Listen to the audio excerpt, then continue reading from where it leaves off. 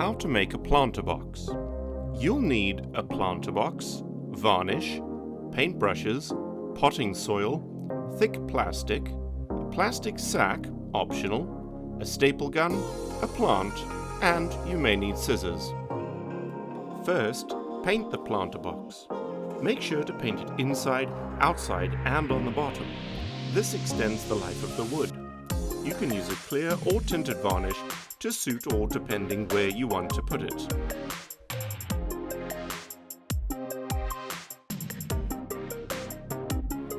Next, line it with thick plastic, staple it into position, and trim the excess. This plastic further protects the planter box by creating a barrier between the wet soil and the wood.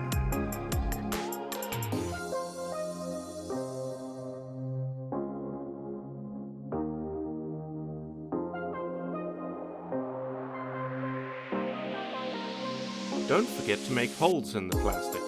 This allows excess water to drain out and prevents the soil from becoming waterlogged. This next step is optional. Line the box with the plastic sack, staple it into position, and trim as required. You can fold it over the thick plastic lining to make it look neater. Plastic sacks are not waterproof, but they are strong. It will prevent you from tearing the thick plastic if you're digging around in the planter box.